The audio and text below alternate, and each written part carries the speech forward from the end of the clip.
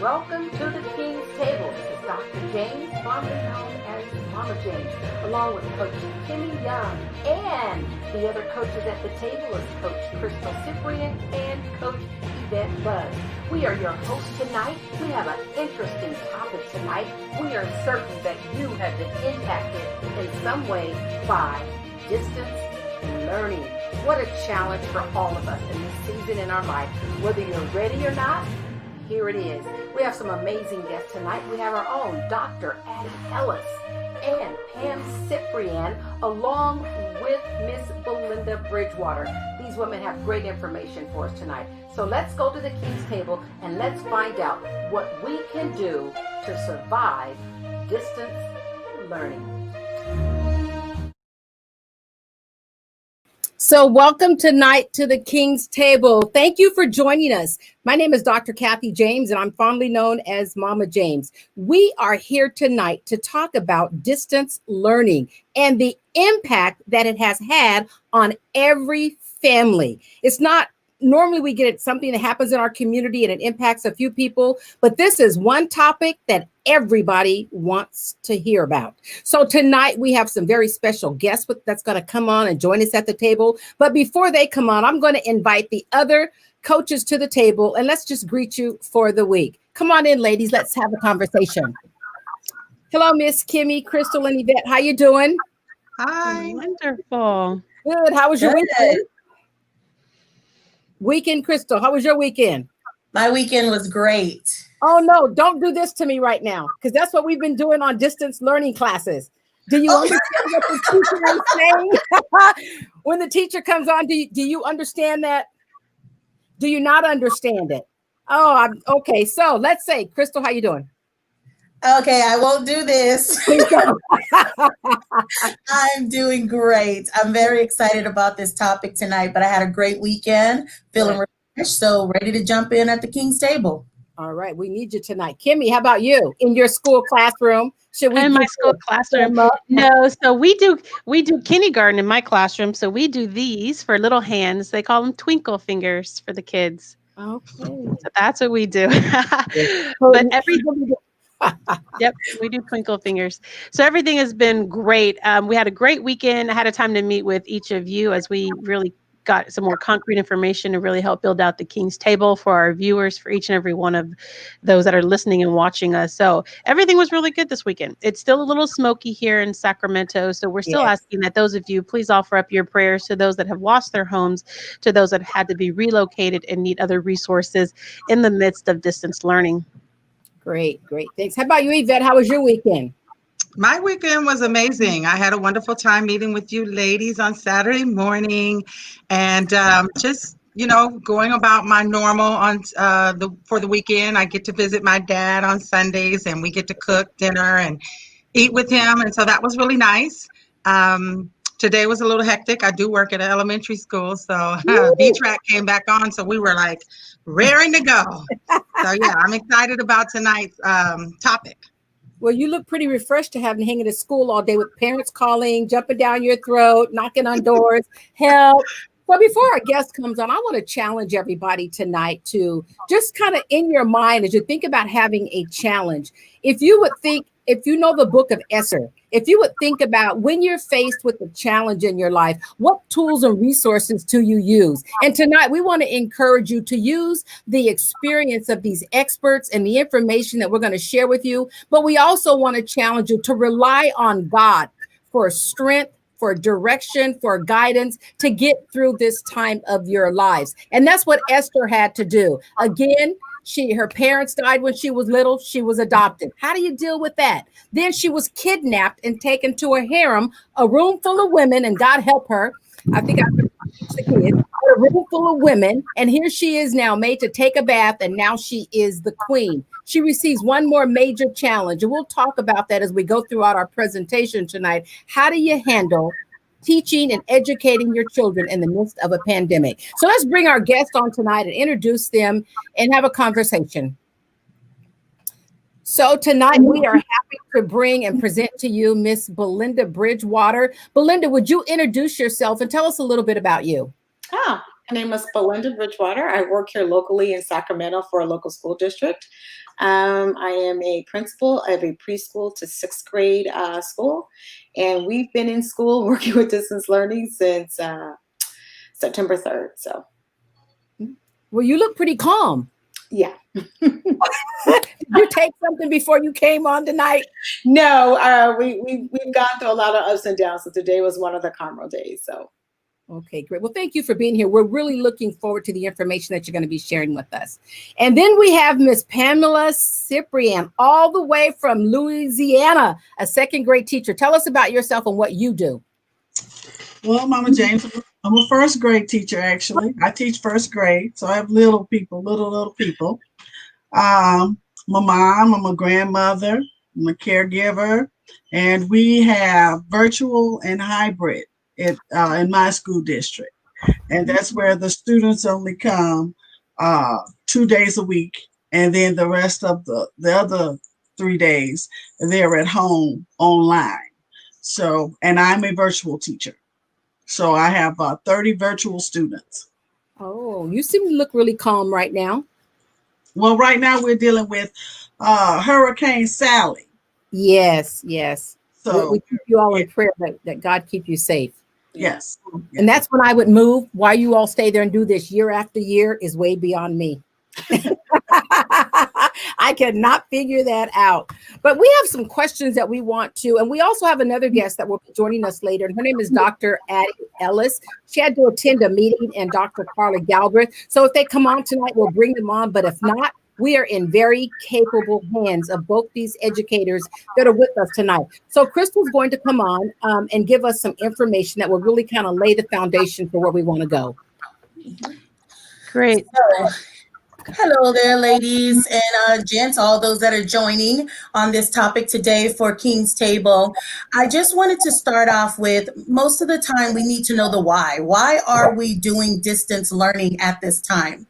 Currently, right now, 1.2 billion children in 186 countries have been affected, and schools are closing due to the pandemic. I would like to show a few of the statistics about those in various age groups who have actually tested positive for COVID. Here I broke down the slides for you. So if you look at the top, 0 to 4 years old, about 1.7% have actually contracted COVID. And then you'll look as the charts increase, 5 to 17, 18 to 29, and then you'll look down at the age group of 50 to 64, gets a little bit larger at about 21.2%. And then it goes down to 85. Now, these are people who have actually tested positive for COVID. Now, if you can give me the other slide, Kimmy. These are the individuals that have died from COVID. If you look back up at that top, at 0 to 4 years old, less than 0.1% of children die from COVID. The same thing for 5 to 17 years old, and only 0.5 for 18 to 29. This age group, they may be tested positive for COVID, but they're not dying from COVID. But if you look a little bit further and you see 65 to 74, 21% of those who tested positive for COVID, they expired. And if you add up those total numbers from ages 65 to 85 and greater, that means 79.3% of individuals have actually expired. So I'm going to use some numbers from August 12th. This is your age group. If you look over here, and then you look on the percentage of deaths, it's very staggering when you get to 65 to 80 years old. That's almost 74.5% of those individuals in that age group who will expire if they test positive for COVID. So now, those are my statistics, but let's talk about the reality of putting those statistics into place. Why do we need to do distance learning? Well, in not just our country, but all around the world, we have multi-generational homes. You have the little 5-year-olds and the 15 to 17, you may also have grandmother living in that home. So you could send little Johnny to school. Little Johnny will go to school, be around their friends, and may contract COVID. And he'll probably be okay. But little Johnny is going to go home, and at home, grandmother is there. And if grandmother contracts COVID, grandmother's chances of survival has decreased. And that's the reason why they're doing distance learning. It's really to give us an opportunity to try to get a hold of COVID, because there's a lot of different thoughts out there that there could be herding immunity among the young people. They could all just come together. They would survive, right? And they would get COVID. But what would happen to the other generations? How about the teachers? Some of them are 30 years and older. And in that age group, they would also be affected. This is the reason why we're doing distance learning.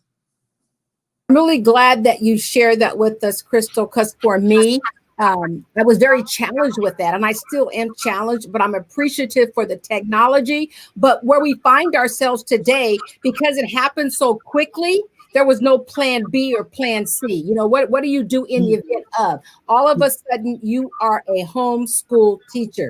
This is the challenge that we're facing today. So we need to talk about all the various options that we have. So Kimmy has some questions that she's going to kind of lead us out in and just tell us how you feel too as a mother, because you're homeschooling as well, 3 children in all different ages. So we're going to just do a round robin, and let's just talk for just a few moments about what are some of the options that we have for homeschooling.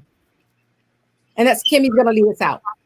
Yeah. So thank you so very much for the opportunity for that, and being able to take on this segment. And this one was really important to me, obviously, because having 3 school-age children, one in kindergarten, I have a 5th grader and an 8th grader, we're distance learning, and we're doing it to the extreme level from the little kids to the older kids. And I'm seeing a variation of how distance learning is going, at least in our home. But I want to start this off with a question for Belinda. Can you tell us how is distance learning going within your district or within other districts as you're hearing about them? Distance learning has been kind of difficult in our district right now. I work for Sac City, and it's no secret that we have some issues within our district. We have a difference of opinion on the implementation of what we call SB 98, which is a bill by the legislator on how to do distance learning. So right now in Sac City, we're working without a mutual understanding between district admin and teachers on what distance learning looks like.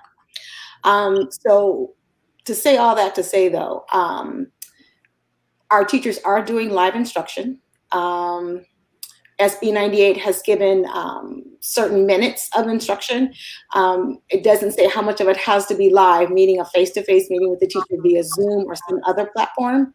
So in Sac City right now, I'm speaking from my school, my teachers do an average of kindergarten for about 90 minutes. They do minimum. They do an average of about 110 minutes to 120 minutes for the other grade levels of live instruction. So it's a little rocky to start, because there's some differences of opinion in how it should be implemented. But I will say this, that in spite of those differences, everyone is working together to really instruct and work with the students. All right, great. So while we're there with you then, and as a principal in a school, can you tell me then, what are you guys doing for those students who are the most vulnerable? And when we talk about during the school closure, and how are you communicating with them? And when I ask this, I'm talking from a standpoint of, as I work for the state, when we talk and communicate with our general public, we write like at a 3rd grade level, just so that the general public can understand them, right? And some of the communication that we receive, I feel like is at a higher level. And beyond the fact that people don't even respond or even look at emails to begin with, how are you guys making those connections with parents that are working, that can't read, that are having English as a second language? How are you guys finding that to be proficient in that area or not? I think we're doing a pretty good job. I work at a Title I school. So if any of you are not familiar with Title I, it's those schools where the majority of your kids receive free and reduced lunch. I'm about 90%, 95% free and reduced lunch. And so what we were finding when we were in the emergency distance learning or in March, there was a lot of parents who just confided in me and said, you know what, Miss Bridgewater, I just don't have the aptitude to teach my kids. I haven't done school myself. So having those relationships, real authentic relationships with parents really help. We use what we call a school app. So most of my parents, if not all of them, have a smartphone. And so there's an app. And so I can communicate with them instantly with the app. My district cell phone number is on the billboard and they call when they need something. I'm fortunate to have an office manager who's very pleasant and is fluent in Spanish. So I have a couple of office people who are fluent in Spanish. And so we really take pride in getting to know our parents and their situations, and they feel very comfortable confiding in us because we're looking for solutions to help them. We've heard things to, I'm a single mom, my work hours, what should I do? How can you help me? I need internet. And so we try to make ourselves available via the app. Sometimes I'll do phone calls, but again, most of the time, if they have the app on the phone, they can get the information. Great. That's good to know. So you did mention a really important thing right there is, number one, people need resources and they need tools in order to do this successfully. And I personally feel that schools have done a really great job about communicating to parents. We have the resources. It's unfortunate that parents haven't returned that and reciprocated it by coming to actually pick up those resources. Every time I go to the school, they're like, wow, you actually call when we come. You come when we call. And I'm like, well, you just told me I can get a free hotspot. Why wouldn't I come? Right. But that doesn't happen all the time. So Yvette, you work in the administration office of school. And so I want to ask you, what do kids need to be successful? What are some of the tools and resources that are available to them? Well, I do work for the Elk Grove Unified School District, and I can say that we have been diligently making sure that students are well equipped with whatever they need to succeed during distance learning. We have been, in March, we started giving out the Chromebooks, and since then we've still given them out. Parents need to know that if there are issues with the Chromebooks, we're there to help replace them or help them maneuver through the ins and outs of using a Chromebook. In our district, we do have hotspots available. You just have to let us know, and we'll request one. Our district is delivering them to your home. So you don't even have to get in your cars and drive to the school. They will be delivered to your home. We at our school, we have started to distribute mouse. Some of the younger kids use the mouse to navigate around on the Chromebook, and headphones. I noticed while I was on the phone talking another student through getting onto their distance learning class, I heard all these other voices in the background, and I realized that this student had 4 other siblings in the house that were doing 4 other classes. So we went to all of our classrooms and collected all of our headphones and got permission to hand out headphones for those families that are in need of the separation. We also handed out a whiteboard to every student in our school, and I think the district did it as a whole. We handed out whiteboards so that student can have that. We did hand out books. There was books distributed to every student. They got all their textbooks, and so they have all that. We did put supply packets together. And even, parents can call and say, hey, my student is having a problem counting. And our teachers are coming up with little counters. So like I say, our office has become like a call center. Mm-hmm. We are there. You just have to call us. We have resources, and the district wants you to call us. That's why our offices are open. Actually, we work out of a window, but we're able to supply the students with as much as possible to help them succeed in this distance learning. That's great. That's good to hear. So it just reaffirms to all of you that are watching us tonight, know that the resources are there and they are available for free. I love the fact that they'll even drop them off to you. That is a great way of making sure that there's no excuse, right, to make sure that these students need to get to their learning. So the next thing, go ahead. So Kim, I have a question right there. Since you all are providing these resources, how are you communicating this to the parents? Because I haven't heard any of that information from any parents that I've spoken with. Similar to Yvette, we have both districts. We had days where we handed out information, letting them know via the app that they can come and pick up, resources, packets, all their books. And then those who don't come and get it, we have a list and we call you to come and get it. If you can't, we'll drop it off. So we are in constant communication to let them know, again, building those relationships before distance learning. As in the case of Yvette as well, parents feel comfortable calling. I had a parent text me the other day and say, hey, I probably shouldn't say this, but I need a desk and a chair. So I told her, text her back, say, come on back, come on over, grab one.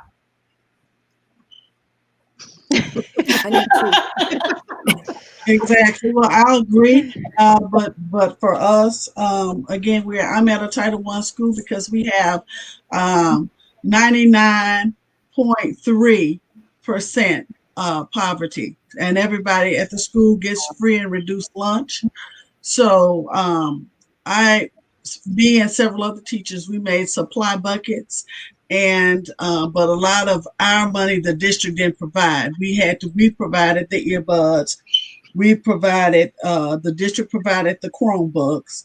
The district also provides lunches for those kids. The buses there's a bus monitor and a bus driver, and they deliver the lunches at a particular area for the students. A lot of the companies like Verizon and AT&T, some of the local companies, they too offer hotspots for children. And I know like Spectrum and other companies, we do supply the whiteboards, the workbooks, and all those materials. We do that for the children as the teachers, not necessarily the school district.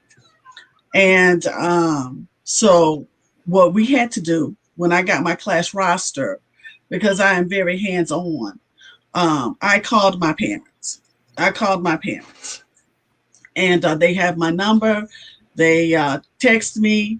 I let them know when they, and usually our segments are about 60 minutes where the students are live where I'm on.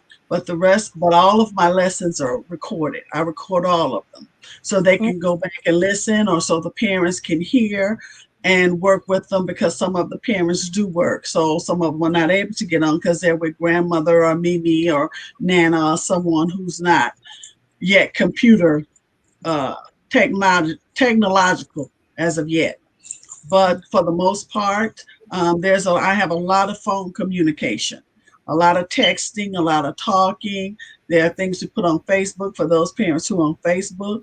But for the most part, I'm the one who definitely makes that connection to build that relationship.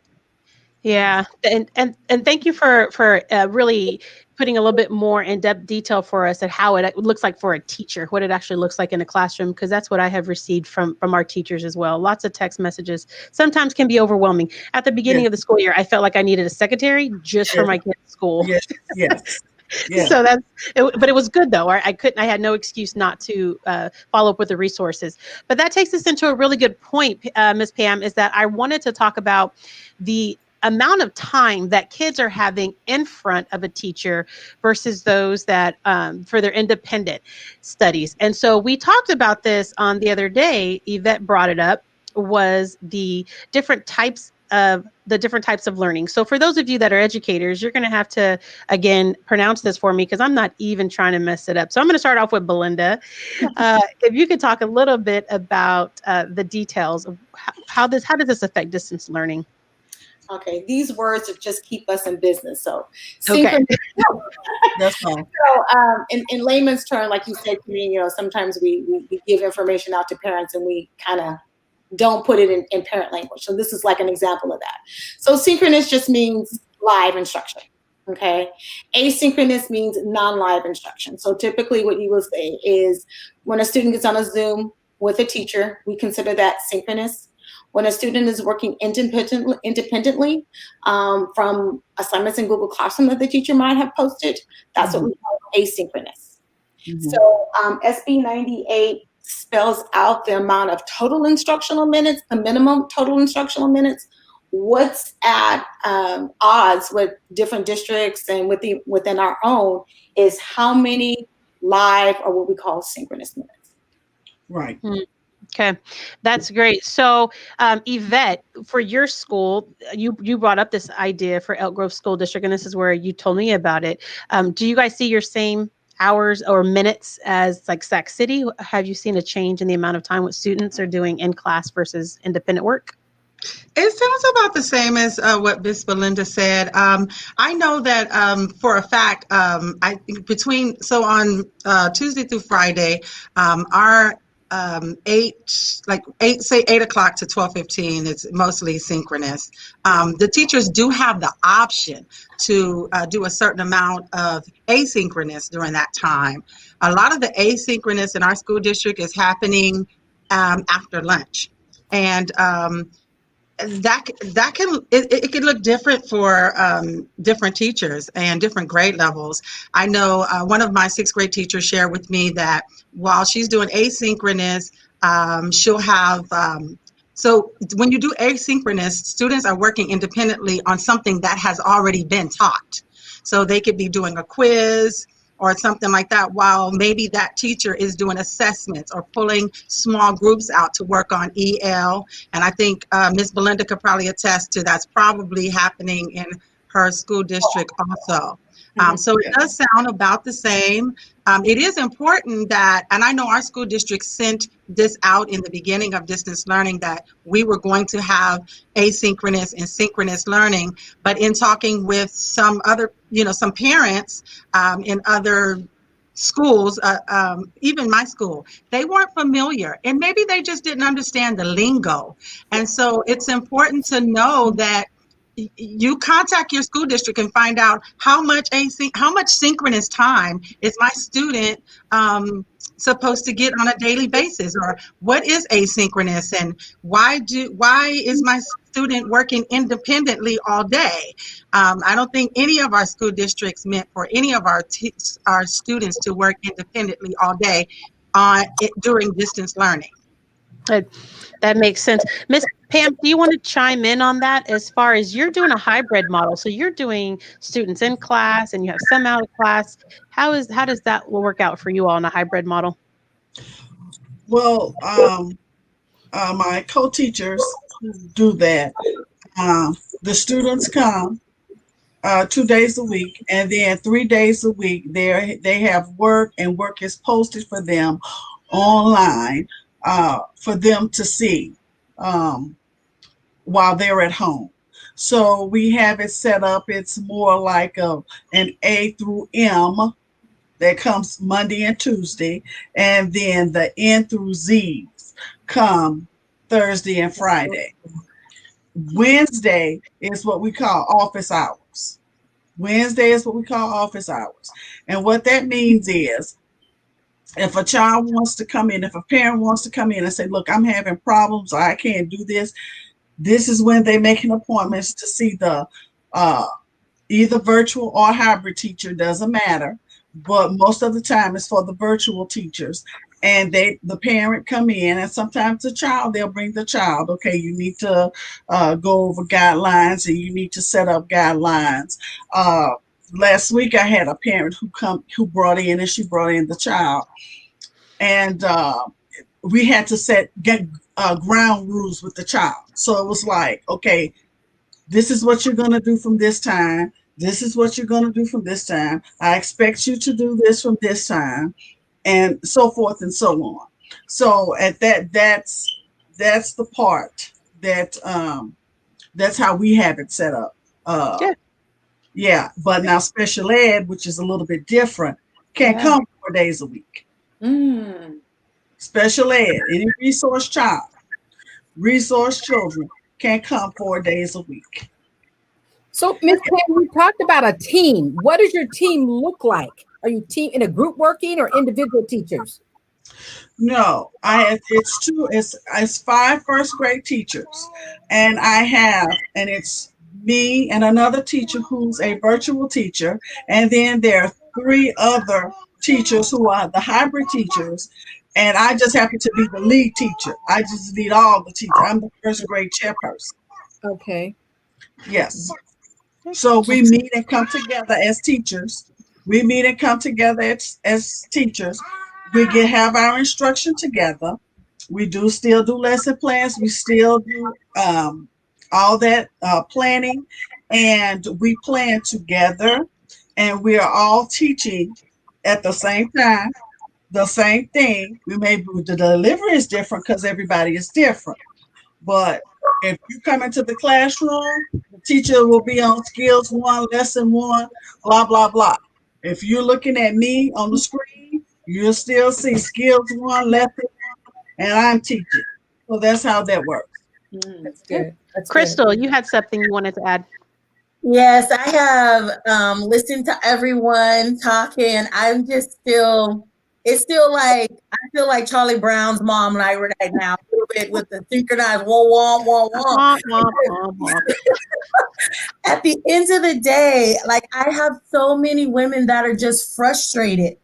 And it's various of all type of moms. Some of them are well educated. They're still frustrated and trying to do this. And there's those that are not, and those that are working from home. So I'm like, what do we do? How do we help these people? Because I see so many frustrated moms with this distance learning, and even dads, because they're still trying to work.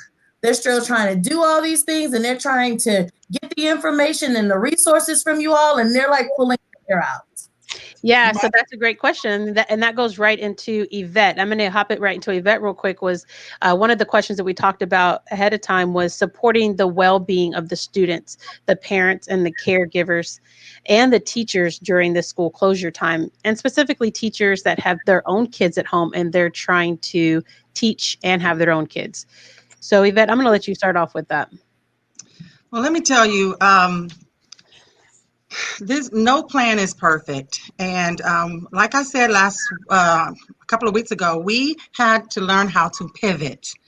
Could you imagine what Queen Esther was thinking when Mordecai came to her and kind of just rocked her world? And can you think of all the things she had to maybe change or had to alter? So we, as women of God, I don't know how many men are on the thread, but we have to pivot, and we have to show grace and mercy. I have to remember when I'm on the phone with these frustrated parents, and they may not be as kind to me as I would want them to be, but I've got to remember that I've got to show grace and mercy. And our school district has lots of support. And let me just run a few down for you so that anybody out there that's interested, we have these programs going on in the Elk Grove Unified School District.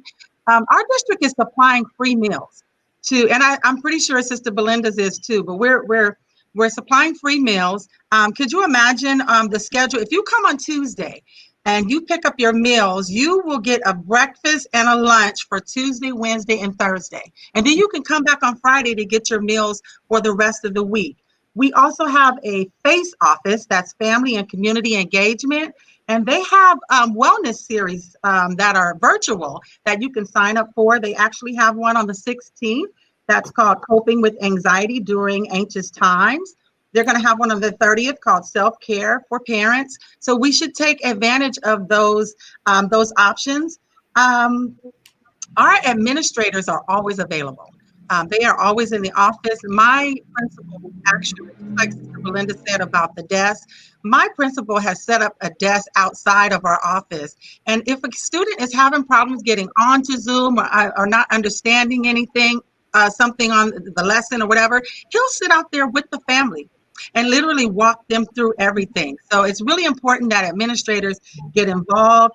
For our our teachers, some of us have Kaiser through our school district, and Kaiser has offered us 2 apps. One is called the Calm app, and there's another app, and they're both, meditations and breathing exercises and stuff like that. I did talk to some of our teachers, and our district is offering them weekly meetings, offering them help with learning how to pace themselves or pace their lessons. Like I said, you can't teach grace and mercy, but as Christian women, we all know that we have to extend that. One more thing that I wanted to speak about is it's the little things that matter. It's the little things that make people feel warm and fuzzy. And our awesome, awesome librarian has created a virtual library.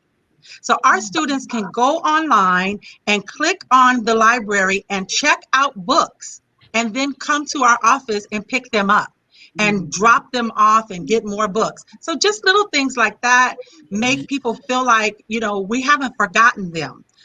We still believe in them. Our principal has daily announcements, weekly announcements. We just keep everybody as informed as possible. Good. So Belinda, for you, let's know, what does that look like as a principal? How are you guys helping the teachers? And do you have any experience where teachers actually have their own kids at home and they're teaching? Hey. We have a couple. We've got a couple of teachers with little ones, under 2. So one teacher has decided to do childcare because it's just easier. And then another teacher does not have that option. So she's come up with an imaginative way of keeping the baby entertained while she's doing her live sessions. Then I have a couple other teachers with older kids. I have one with 4, and she's very organized. So they all 4 have their own stations with their headphones, and it's tough for them. But they are very professional. I speak highly of all 4 of them, the moms who have the smaller children at home that are teaching. It's stressful, and knowing that it's stressful for teachers, I try to be very careful on what's asked, trying not to put anything on them, also trying to keep them informed as much as possible, as soon as possible. So nothing is last minute, nothing is sprung up on them. Sometimes I can't help that.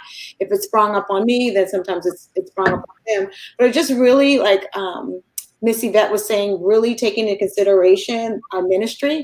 Working in a school like Mama Esther was saying, how do you guys keep doing this year after year? It's a ministry.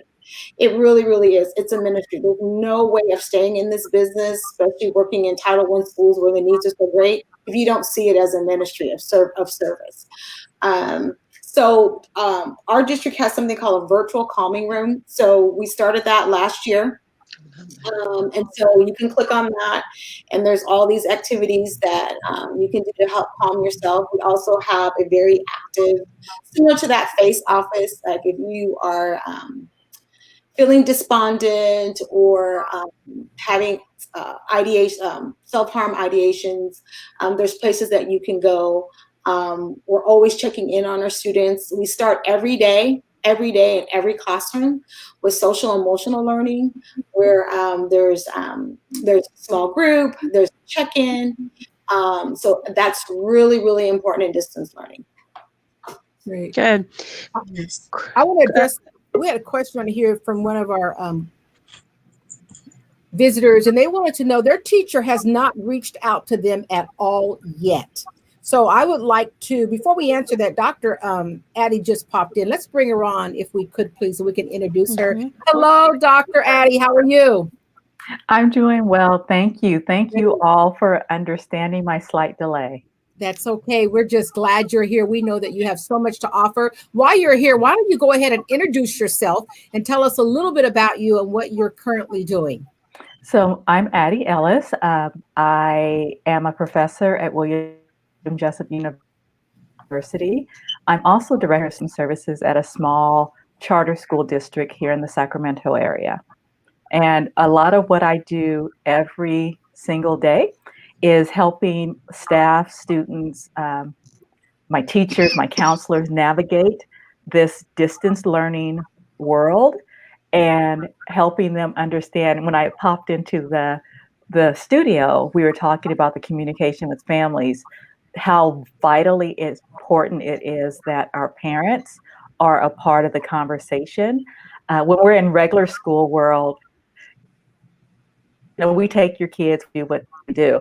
But now that we're in this together as a community, as it always should have been, it is vital that all of my staff are working with parents. So that's what I do every single day. My department at my school district is special education, counseling, safety, and some other things that I forget about. But those are the three major components, is making sure that our schools are safe, both physical safety and emotional safety, making sure that my special education staff are serving students well, and the counseling staff, especially in our COVID-19 world, understanding that social, emotional, and behavioral needs are growing exponentially. Okay, great. Thank you. Thank you. And I wanted to go ahead and let's answer this question. Sister Bridget said that her teacher, since school has started, has not reached out to her nor provided any resources to her student. So to Belinda, tell me, what should we tell Bridget she should be doing as a parent? Well, Bridget, if I were you, I'd reach out to the school principal and let them know. Just in a very nice manner, say, hi, Principal so-and-so, just want to let you know that Ms. So-and-so has not reached out to my student. These are some of the needs that we have. And just kind of explain it. And that principal, if he or she is a good principal, they will have a conversation with that teacher on reaching out and meeting the needs of your student. But I wouldn't stand back in silence. I would definitely reach out to that principal, because that principal is responsible for making sure the communication between teachers and parents and students goes smoothly. I'm basically the go-between. Right. Definitely. Yeah, because I can see how children could get lost. Oh, yeah. You don't know, I stepped in. Both of my kids had to go back to their office to work. So I stepped in and volunteered to help be a educational provider for their children. And this is so challenging for me. Number one, because I've been out of this arena for so long, but I'm willing to do whatever I can do. But just for reaching out to the school seems so hard because they're all so busy. And when they're teaching and you go to the chat and you submit questions, it takes 15, 20, 30 minutes to get a response. By then, the moment that you need it to be informed of something, it's gone. So you lose that opportunity to make sure your child is understanding that. So just kind of guide us through how we should manage that. If the teacher is up teaching, like for my speaking, because that's what I do, if I'm up teaching and normally it's some things on the screen, and if the teacher is watching through observation, you can see the person, the child that's struggling, and normally you take a pause. And if I see when I see the question come across my screen, I usually say, okay, someone else has this question as well, but they're not saying it. And I'll say, okay, let's stop. Let's take a look. I'll say the question aloud. I say, is anybody else thinking that question? Or, I would always, so I can answer the question immediately, because you do need that immediate response and feedback. If it's something that, I always say before I start, if it's something that can wait the 15 or 20 minutes, and I said, well, if you think it can wait, then type it later, and I'll come back to it. If you think it can't wait, on your screen, there's either a thumbs up or a hand or something. My signal is the hand. And that means you need to stop Miss Cyprian and you need to address me. And that's what I do. And so I go over that. It's you have to establish your routines and procedures. It doesn't matter if you're at home or not. You have to have those routines and procedures. And just to piggyback on what was said about support, the question is, well, how do you eat an elephant? I'll give you that one, but it's challenging in that moment of getting the bite. It is. You're in there one piece at a time. So just like with parents, and I had one parent tell me from last school year, Miss Cyprian, and they gave me a gift card to Bath and Body Works. You knew my child was horrible, but you never said anything. But you knew he was horrible, and you set me up. You set me up, and I said, no. You sent the best you had. Wow. I mean, it's just little things like that. And we really, really, like Sister Yvette said, we have to be encouraging, we have to be understanding, and we have to embrace. We have to embrace not only the parents, but we have to embrace each other as administrators, as educators, as just people, as being. We have to embrace each other and love on each other. And a lot correct. of the problem, because that is correct. Some of the parents, and I'm sure being a principal, you can understand that sometimes they come in and it has nothing to do with education, but they're so tired and they're so frustrated and they just vent. They just vent, and you just sitting there, and you're sitting there, and it's like, okay, well, I understand. It's just sometimes it has nothing to do with teaching the child. It's just that sometimes we just all need to let go. And that's why I said, how do we eat an elephant one bite at a time?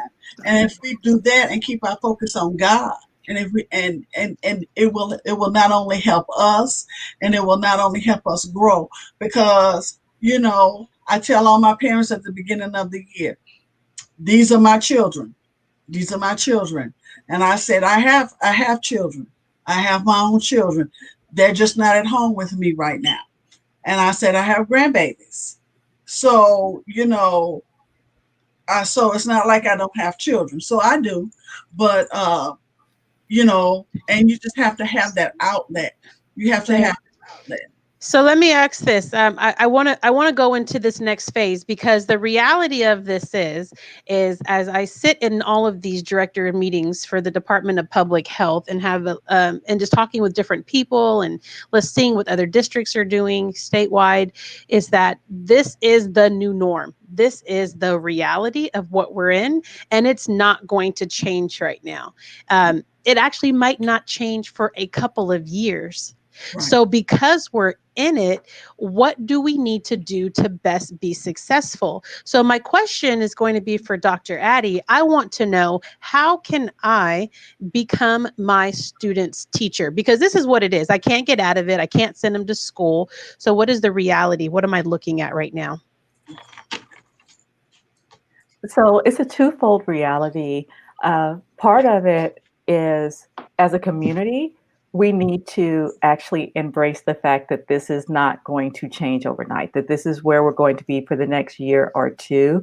So that's a part of it. And so I would say the steps are, one, that as schools, we need to advocate for schools, parents, the resources that they need to support their child. So that is acting more as consultants with the parents versus the actual teacher.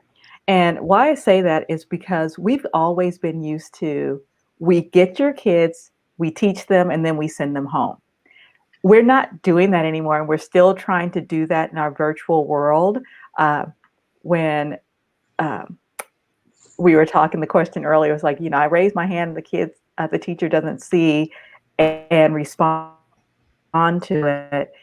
We have to help the parents know what resources they need to have, provide them with those resources, do some community training. So how do we do some training with parents on what children should know? As another part of our community need is, as a community, we also need to understand that colleges, careers, all of these things are going to look different, and everyone is in this together. Having some grace moments with both our teachers and our parents and our kids. We have to help the parents and the teachers understand that learning math may not be the most important thing for your child at that time. The most important thing might be, let's go out and build a garden, which will require some measurements, which will require you thinking differently. And that might be the best way to attack it. How do we do more projects? How do we do more investigating critical thinking skills to support our kiddos? So those are things that, if you think back when we were in school, it wasn't about rote learning. It was a lot about investigating, about asking questions. And that's something as parents, I want to push towards and advocate for parents taking some of that control back of what are the things my kids really need to learn. Miss, Really need to learn I'm Common sorry. Core standard math Right. in the same way. And so, yes, ma'am.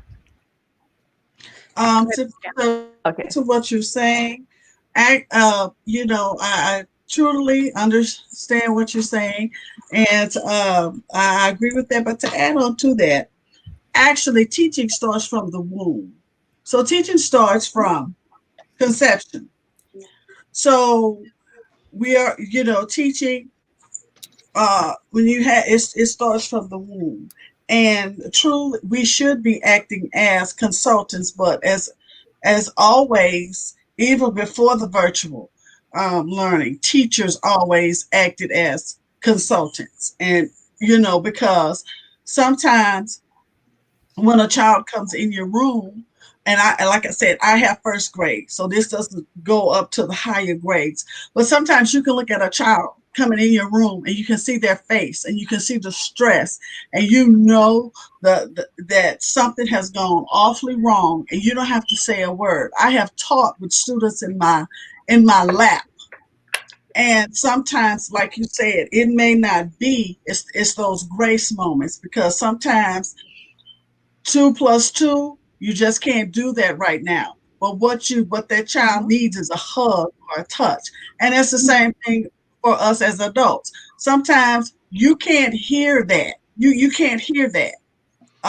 It's just like, I was telling my student teacher, I said, look, when the child came in and he was just all out of sorts, I said, he's hungry. Ask him, is he hungry? Sure enough, the child was hungry. If you're hungry, you can't learn. If you have to go to the bathroom and you're in crunch time, you can't hear nothing either. So it's the same thing for children. We just have to be there. And again, like you said, thinking outside the box. And like with Mama James with the caviar moment. Oh, yes. Yeah. With the caviar moment, that was priceless. That's a lesson that we wouldn't have done at school, but they'll never forget it. That's So right. it's like that. It's little moments like that, and parents need to take a breath and applaud themselves and realize that they're learning every day. And it may not look like a classroom. It may not look like the traditional classroom.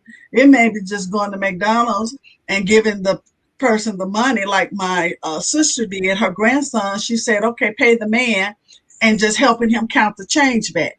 So that's a moment. That's a teachable moment. So you have to grab those times and grab those moments and give yourself a break. Miss Pam, and there's one thing, and this is a great segue into what I want to talk about next, so I can really do some help in some practical learning areas for moms that are struggling. As I have 3 kids, like I talked about, in different grade levels, and I thought I was very organized. I was very much together, but this just really showed me different, or really it just showed me that I am doing well. So for me, what I wanted to talk about, some practical areas, is what it does look like for a classroom. So you actually can make your child's environment successful for them, and what a classroom looks like. And this is what I gathered from that is I have multiple grade levels. So as I have a kindergartner, a 5th grade, and an 8th grader, what I did for each of them was I went out and I found a really cheap desk. I found how to set up a classroom in their particular rooms. I got them all each headphones from their schools. I check on them often throughout the day. They take their breaks together. And then at the end of the day, they do their PE together. And so when we talk about like, how are we going to do this change and what that'll look like, is I wanted to give you a real practical look. And I'm talking about a $10 classroom. Now, I'm very frugal, but at the same time, I'm very efficient. And I want to show a mom mom how it's really done. So I went on Facebook and I found a little end table that's just like a little side table for my little kindergartner. And then we went to the Dollar Tree store and I found little Elmo packets of educations that have A through Z on it. And then I found a $2 chair at a yard sale. And I found a map that was canvas. I cut it out and I put it onto his wall. And then his artwork is all over his wall, which that's priceless, right? And I just stick it up there. And this is a way, parents, that you're like, oh, I can't do it. I have to find space. But I want to let you know that it's very doable and I'm doing it. And I'm a live witness that as I'm on a director call talking to 83 directors in California, I'm managing the kids over here and doing the work. And so moms, what I want to let you know though, is that you do have to get up. You have to go outside. You have to take a break. When the kids take a break, it's quick and easy to get an email done, but it's probably not efficient for you. And when your kids take a 15-minute break, go outside and take the 15-minute break with the kids. When they do lunch, you do lunch. It's kind of like when kids are little. When they nap, you nap. It's the same concept for homeschooling and for being at home with your kids, is do the things that your kids are doing and try and stay as much as you can on a routine with them. So Dr. Addie. Also, Kimmy, can I add to that? When she said, because I learned from you. I came to your house and you have like a school. I was like, I'm sending my kids to Nana. And she took some good meal too. So yeah, sometimes we will walk up to the school because that's like our little break, right? And they have free lunches at our district. It's from ages 0 to 18 years of age. You don't have to be a student in the district. So we walk there and we get their chocolate milk, but Nana makes smoothies. So we're going to her house next week. We are actually going to get together. What she and I've decided is we're going to do some team teaching. She's going to come to my house a couple days a week, and I'm going to go to her house a couple days a week. And that way we can support each other. But one of the things she said was when the kids take a break, she takes a break and the whole bit. And I'm doing that as well. But I also wanted to add, when they leave, I go to bed because I need a nap to recover.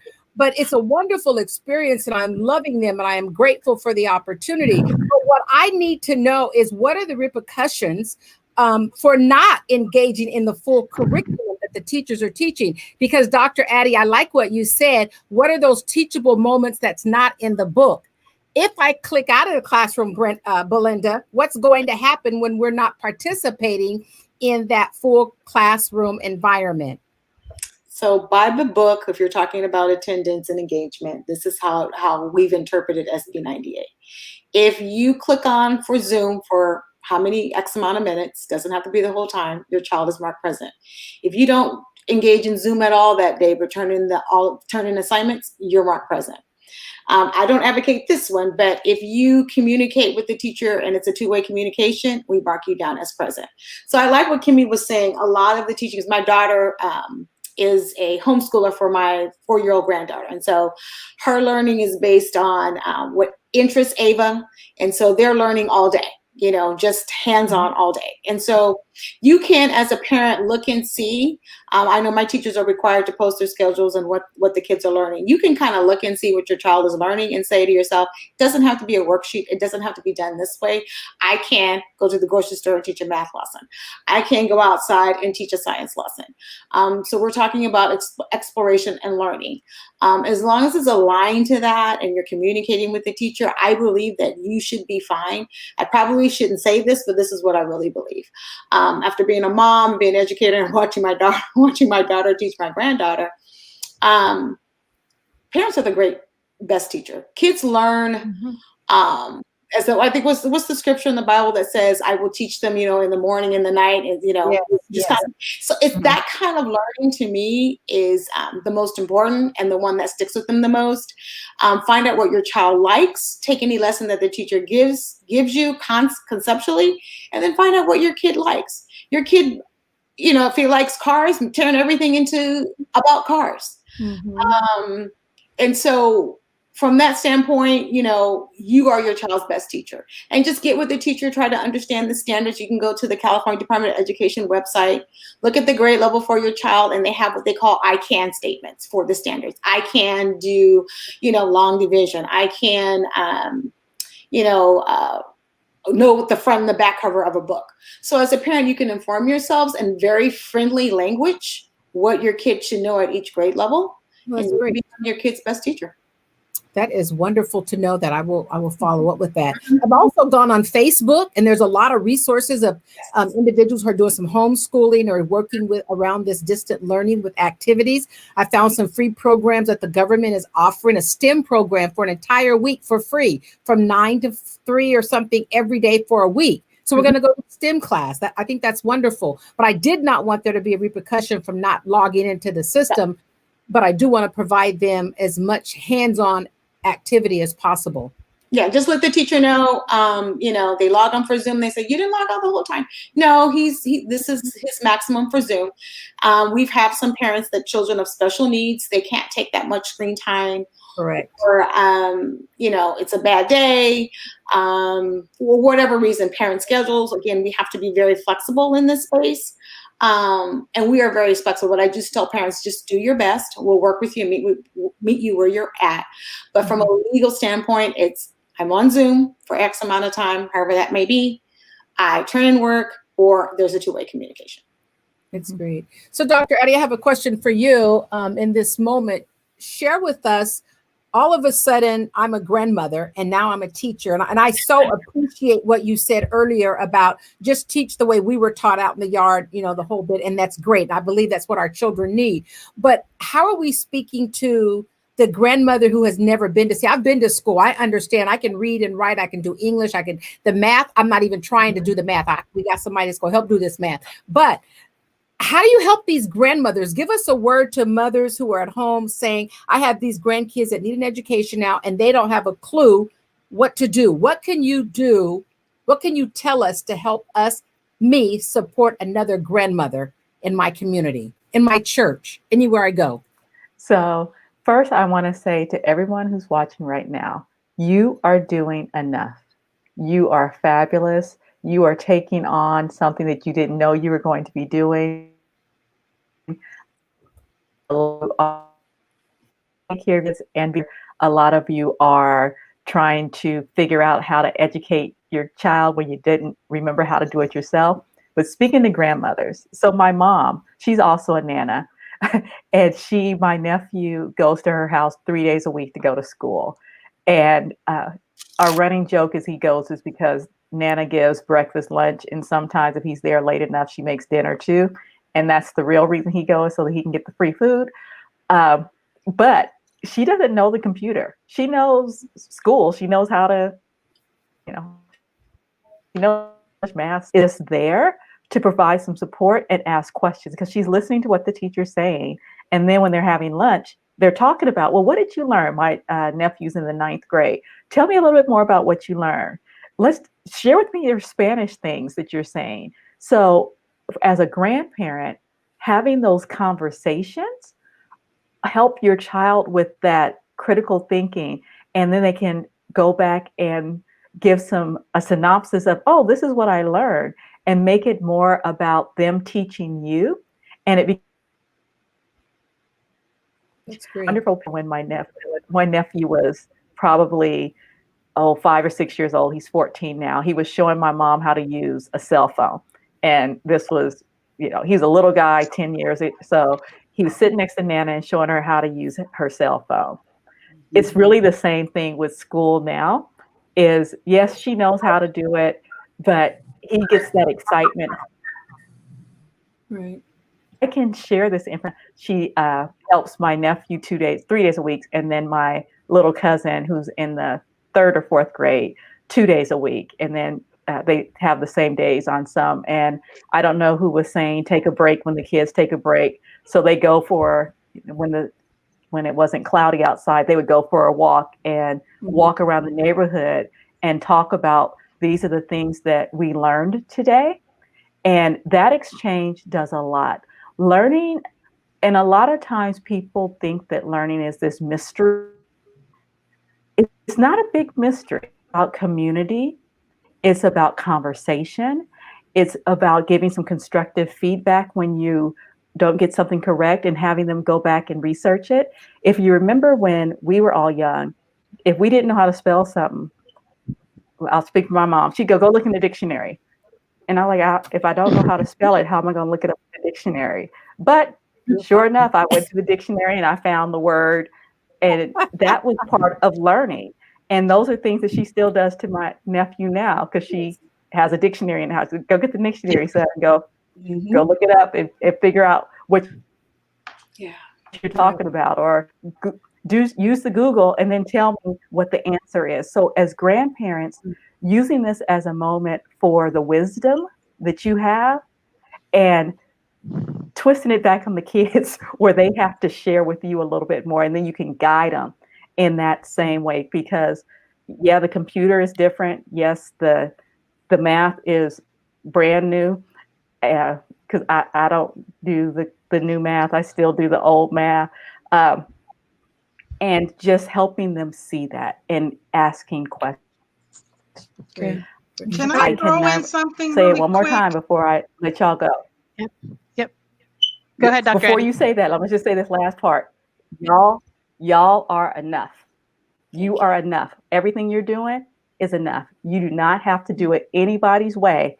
Your way is enough. That's all I want to say. That's great. Yeah, we're getting ready to close out. So Yvette, I'm going to let you say something, but since you want to say something, I'm actually going to let you go first while everyone else gets their final thoughts together. What would you like to say to each and every one of those that are at home? I'm going to go ahead and start off with you, Yvette. Go ahead. I just wanted to speak on setting the atmosphere. I love the way Kimmy set her atmosphere. It's wonderful and it's very cost efficient to do that. But I think Sister Belinda and myself and Miss Pam, we all are at Title I schools. And the atmosphere for some of our kids looks like my mom and dad are at work and I'm at home alone. And you have the teachers teaching 30 students, and some of them are laying in their beds.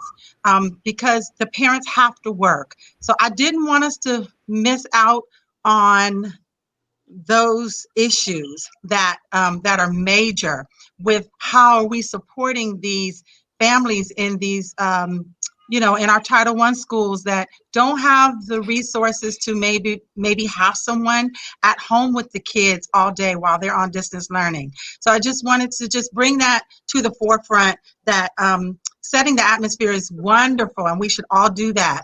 But some families are not present during the day to make sure that atmosphere is a learning atmosphere. Absolutely. Thank you so much for that, Yvette. Crystal, I'm going to you with your final thoughts. Well, my thoughts are always, I've enjoyed this discussion. My heart always goes out because I think about the single parent who's at home and they're facing this distance learning. I also think about the child that has to be co-parented and is going between two homes. What's happening there for them? Making sure they get what they need. And I think about the abusive child. I think about the homeless child. I think about so many of these others, and it becomes like a social issue. I loved several things that was discussed today, telling people what to do for the resources. I loved when they used the words together. We're doing this as a community. And most importantly, the one that will stick in my heart for sure is that you are doing enough. A single parent who's trying to make sure they have food on the table and also trying to make sure that their children is getting what they need so they don't be left behind. I am going to really take on those words, Dr. Addie, to everyone that I'm seeing when I start a conversation with them. You are doing enough. And for your resources. So we're praying for you all, those that are doing in distance learning, and those of you who are not in that season. Help somebody else, encourage somebody else, be there with them, partner with them. And if there's anything you can do to help, please try to do that, because this is a very difficult time and it's not going away anytime soon. We're going to have to live through this, but it'll be a testimony on the end when we do. Oh, yeah. Absolutely. Thank you so much, Crystal, for chiming in on that. Miss Pam, thank you so much for joining us from all the way across the U.S. Can you go ahead and give us your final thoughts on tonight? Okay. After listening to everyone, I want to say that children are resilient. Children are resilient, and they can offer a lot more than we give them credit for. Children are resilient, and always encourage yourself in the Lord. Encourage yourself. And I totally agree. We're doing enough. We're doing enough. And just working together and looking out for one another and be our brother's keeper. Be our brother's keeper, because no man is an island, and we truly need each other. And this is definitely a time that we need each other, especially in the Black community. We truly need each other. Thank you so much. And thank you so much for taking the time to join us. And I know it's late for you and you're ahead of time. So we thank you so very much for that. Next, I want to move to Dr. Addie Ellis. Can you give us your final points? Because you gave us, I think, the best one for the night, that we're doing enough. So what else would you have for us tonight? I wanted to echo, there was 3 things that were said about supporting the least of these and the importance of supporting our children that don't have enough food, don't have a roof, don't have parents who are able in the same way, and echoing the importance of community. When, for those of us who can, our members who can we set up small little learning hubs? I had floated the idea, like, what would it look like if we got together with 5 other kids and we went out to the park and we spread them out, and we would have these little teaching hubs that went around, and we can walk to the school, because all the schools in at least the Sacramento region are all doing free lunches for children birth to age 18. What if we did that as a community? And that's what we advocated for, building relationships instead of looking at rigor all the time. We don't have to always make it like building relationships. And I loved what Ms. Pam just said. Our kids are resilient. They are powerful, and it's our job to love on them. And I consider them all my kids. I only gave birth to 1, but I got a whole bunch of them that I've had through, I've been in education for 25 years now, and always knowing that they're all of our kids. So let's take care of the least of these when we can. Great. Thank you so very much. And thank you for joining us and taking the time out of your busy schedule and meeting with us on tonight. We appreciate that. Ms. Belinda, the principal. So I would like to hear your final thoughts as we wrap this all up, and then we're going to head over to Dr. James for her final thoughts on tonight. I just want the parents out there, especially the single moms, those that are having difficulties, reach out. The school is there to serve you. I don't know any of my colleagues or any teacher who would deny any request. We are here for you. We are here to serve you. There is no stupid question. There is no request that is unreasonable. And we're just here to serve you. So please remember that we are your child. We are partnering with you in this endeavor. We don't have all the answers, but we're more than willing to walk this walk with you and to support you and to serve you. Great. Thank you so very much. And thank you so very much for joining us. We do appreciate that. The final tip that I would have for you all in Kimmy's school is before coming on here tonight, I felt just the pressures of Mondays, and then tomorrow's the pressure of Tuesday. And I always feel like, am I doing enough? Is my kid reading at the level he should be? He's probably excelling, and I'm still pushing him to do more. And so, Dr. Addie, I really am taking to heart what you said, that I am doing enough. Keeping them busy and active for 8 hours is probably more than enough. And so I can give myself some grace. And that is what I'm looking for, to know that I'm doing okay and I'm not in this alone. So thank you to each and every one of you for being our guest on tonight. And Dr. James, we are going to have you close this out on your final thoughts. Great. Thank you. This is what I think is amazing about the King's Table, is when the village comes together, we could come up with great ideas and resources and information that empowers us and strengthens us. And a few things that was said that I just kind of want to reiterate, because I'm now walking in the trenches of teaching my grandchildren, and I'm actually feeling a privilege to be able to do this, because what a great time in my life as they're growing up, to watch them grow up while I have the strength and the ability to do that. But so much, Dr. Addie, what you said about enough was so powerful and important to all of us.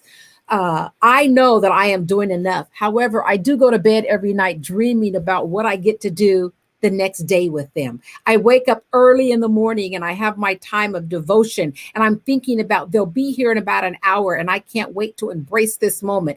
That's what Esther had to do when we talk about embracing change. We have to start looking at our willingness to take on the challenges that are presented to us. And so many things were shared tonight, things that we were not aware of. So one point we really want to walk away with, and that is we have some responsibility and ownership to go and find out. We are not an ignorant people. We're not uneducated. We are intelligent, and we have people in our community that will help us. Just like Esther had a support system in her community, she was challenged. If you don't rise to this occasion, people are going to be lost. And I refuse to let people's lives be lost when I have the ability to help. So the other thing I wanted to share was it's time to pivot. I appreciate Yvette saying that. We have to be willing to pivot. What we had in the past, we're not experiencing that right now. What we are experiencing is a change. So let's pivot. Let's strengthen ourselves. Let's get ready to walk this out and say, thank you for the opportunity. And I always tell the enemy this, is that all you got? Is that all you got? I am ready to take on this task. I will do it as long as I have strength in my body and my children allow me to be involved. I will love, train, and educate those children to the best of my ability. And what I don't know, I do know how to go out and get those resources. So to all of you, our guests tonight, I want to say thank you for coming on. I know that you are so busy and you have a lot of other things that you could do, but we appreciate your stopping here at the King's Table to share with us tonight. And for all of our guests tonight, we want to invite you back next week. We want to share with you. You don't want to miss next week. From everyone at the King's Table, we want to say thank you for joining us. And to our guests, thank you for taking the time to share. Join us next week with Living Your Best Life.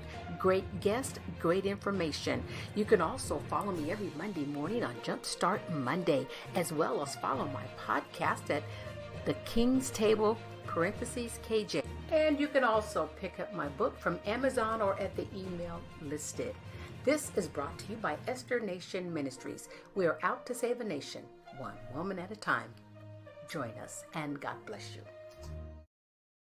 Amen. So again, we say thank you for joining us. God bless you. And we look forward to you joining us anytime to share great information with us. Have an amazing week, ladies. And remember to teach well and be willing to pivot in every situation you find yourself in. Bye-bye.